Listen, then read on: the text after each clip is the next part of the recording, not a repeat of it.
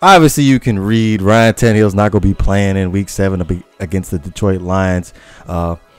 Honestly, I don't think the shoulder injury is serious than what people think. I think it's more of a precautionary type of thing. I feel like Adam Gase is comfortable with Brock Osweiler coming in and playing up against the Lions, considering the fact that he has familiarity with the offense, and the fact that he looked comfortable. He really looked comfortable playing up against the Chicago Bears last week. So yeah, I understand the reason why we're going to sit back and hold back Ryan Tannehill for Week 7. We'll make sure that he's completely healthy. Another thing I wanted to touch on for real, well, really the most important thing I really wanted to touch on, because I did do a little bit of reading again, and the fact that the people sat back and think that Brock Osweiler did better than Ryan Tannehill. The offense changed for Brock Osweiler. And no way, shape, or form did the offense change for Brock Osweiler. We still called the same conservative plays that y'all sit back and complain about, which I'm surprised this week ain't nobody sit back and say anything about us calling these conservative plays.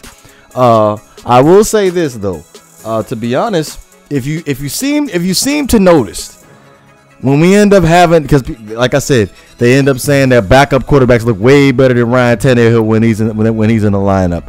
What you seem to notice is you see how the lack of confidence that they have in these backup quarterbacks. That's why our rushing attempts increase. You see how much of an impact that a running game can have on a team to make y'all sit back and think that. Because really, how many times have you seen Ryan Tannehill outside of that 2016 season where he had that stretch of a 6-game winning streak where he actually had a running game?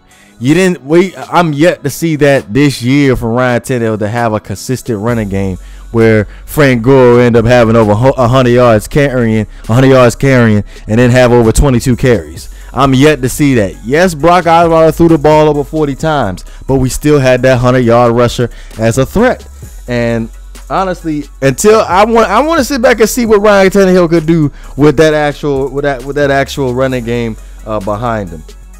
Now, also, it's crazy how you can sit back and say that where the offensive line was actually protecting Brock Osweiler this past week against the Chicago Bears.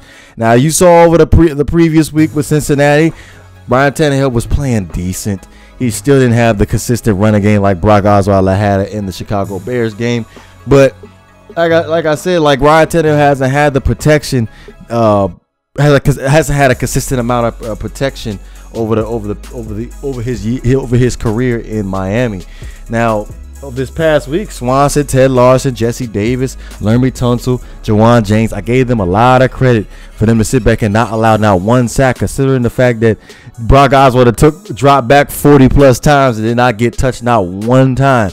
Like, and also it really brings to my attention, like, if you have a consistent line in there, like communication, everybody's on the same page, like, you could be extremely dominant. Think it back last year when Mike Pouncey was not practicing. He was just coming in on game day. He had that hip injury. If there's a Los Angeles Chargers fan on here, let me know how he's doing. But anyway, yeah, he didn't practice throughout the whole week. He literally would just come in on game day and just play. Like, it just felt like the whole offensive line was just so dysfunctional. Like, nobody knew what was going on. Nobody knew what blitz, how to pick up blitzes and stuff like that. Ryan Tannehill was just getting murdered over the years, to be honest with you. So Jay Cutler last year too, he was getting hit way too much.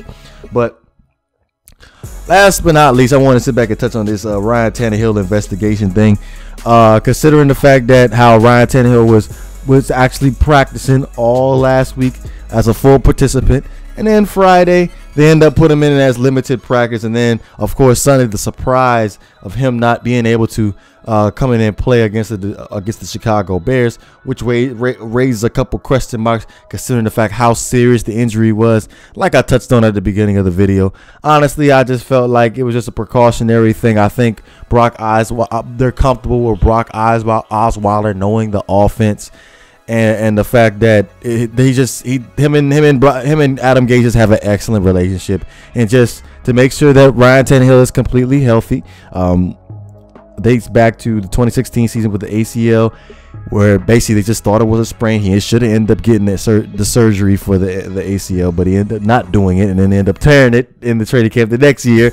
I think it's something like that, where he just taking precaution, just rest his shoulder. We got the Detroit Lions. We're gonna have a tough stretch of games.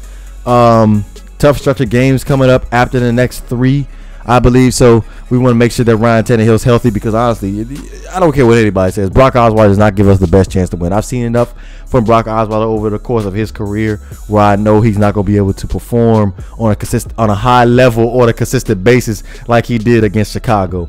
But let me know what you guys think. You know what it is. If you enjoy the content, please don't forget to hit that like and subscribe button. The Detroit Lions preview video is coming up tomorrow. I'll be sure to be looking forward to that. This is GreatOne DeVore. I'm up out of here.